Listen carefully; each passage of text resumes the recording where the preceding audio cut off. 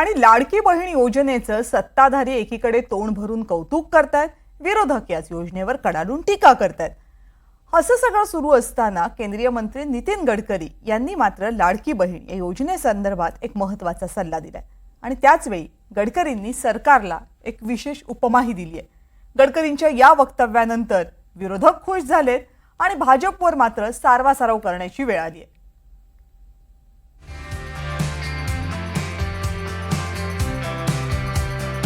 राज्यात लाडक्या बहिणीची जोरदार चर्चा असताना नितीन गडकरींनी पुन्हा एकदा लाडक्या बहिणीवरून मोठा इशारा दिलाय।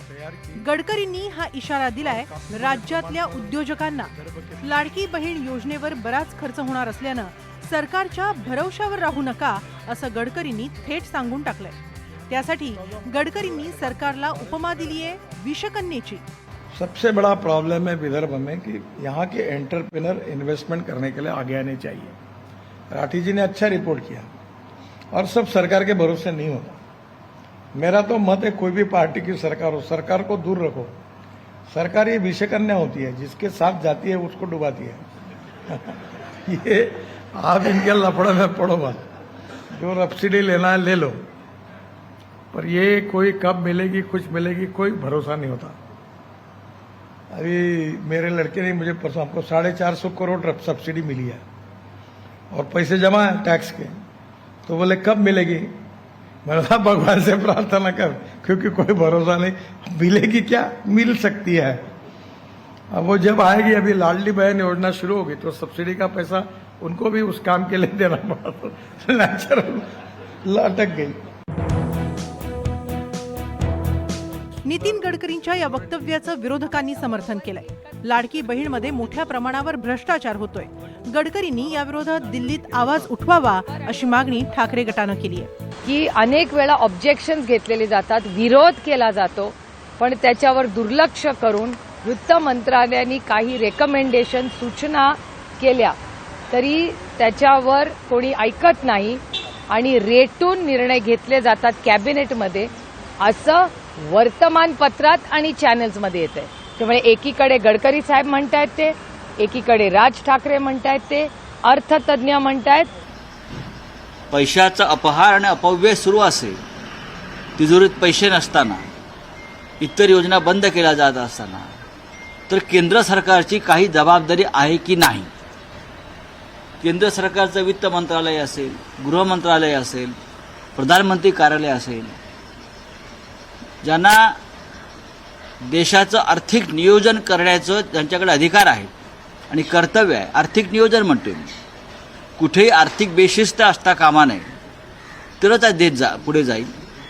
अशा वेळेला केंद्र सरकार, वित्तमंत्री, प्रधानमंत्री यांची जबाबदारी आहे की नाही।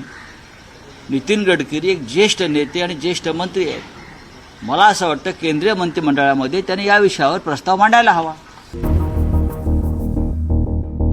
गडकरींच्या वक्तव्यानंतर भाजपनं मात्र सारवासारव केली आहे। लाडकी बहीण योजनेसाठी वेगळं बजेट असल्याचं भाजपनं म्हटलंय की त्यांनी कुठल्या आशयाने म्हटलं त्याचा आशय उलटा काढून काही होणार नाही। मुख्यमंत्री माझी लाडकी बहीण योजना ही त्यांनीही चारदा अभिनंदन केलं योजनेचं। त्यांनी त्यांच्या प्रेसमध्ये, त्यांनी त्यांच्या भाषणामध्ये गडकरीजींनी या योजनेचा अत्यंत चांगली योजना म्हणून उल्लेख केला आणि स्वतः गडकरीजी रेशीम त्या ठिकाणी नागपूरच्या 80,000 महिलांसमोर त्यांचं अभिनंदन त्यांनी केलं आणि या योजनेकरता वेगळंच बजेट आहे। या योजनेचा संबंध दुसऱ्या योजनेवर नाही आहे। शेतकऱ्याचे वेगळे पैसे आहेत सरकारकडे, वीज बिलाचा वेगळा बजेट असतं, त्या ठिकाणी आपल्या रस्त्याचं वेगळं बजेट असतं। त्यामुळं जे बजेट हेड आहे त्या बजेट हेडला जेवढा पैसा पाहिजे, आणि महाराष्ट्र समृद्ध राज्य आहे त्यामुळे मला असं वाटतं कुठल्याही योजनेमध्ये कमी जाणार नाही। या आधीही नितीन गडकरींनी लाडकी बहीण योजनेवर टीका केली होती। मोफत योजनांच्या भरवशावर राजकारण करता येत नाही, रेवडी संस्कृती देशाच्या विकासासाठी धोकादायक आहे असं गडकरींनी म्हटलं होतं। लाडकी बहीण योजनेअंतर्गत लाभार्थी महिलांच्या खात्यात दर महिन्याला 1500 रुपये जमा होतात। त्यासाठी सरकारनं वर्षासाठी 46,000 कोटींची तरतूद केली आहे। तसंच मुलींसाठी मोफत शिक्षण योजनेसाठी वर्षाला 2,000 कोटींची तरतूद आहे। मुख्यमंत्री युवा प्रशिक्षण योजनेसाठी वर्षाला 10,000 कोटी, तर वयोश्री योजनेत ज्येष्ठांना वैद्यकीय उपकरणं देण्यासाठी वर्षाला 480 कोटींची तरतूद करण्यात आली आहे. याशिवाय लेक लाडकी योजना, बळीराजा सवलत, मोफत तीर्थक्षेत्र योजनेसाठीही सरकारचा कोट्यवधींचा खर्च होणार आहे. सरकारनं मांडलेल्या यंदाच्या अर्थसंकल्पात 20,000 कोटींची महसुली तूट होती. आता या योजनांमुळे 1,00,000 कोटींचा बोजा सरकारवर पडणार आहे. त्यामुळे सरकारी कर्मचाऱ्यांवर त्याचा परिणाम होण्याची शक्यता आहे. लाडकी बहीण योजनेमुळे इतर विभागांवर अन्याय होत असल्याची टीका विरोधक करतायत. तर लाडकी बहीण योजना गेम चेंजर ठरेल असा सत्ताधाऱ्यांना विश्वास आहे.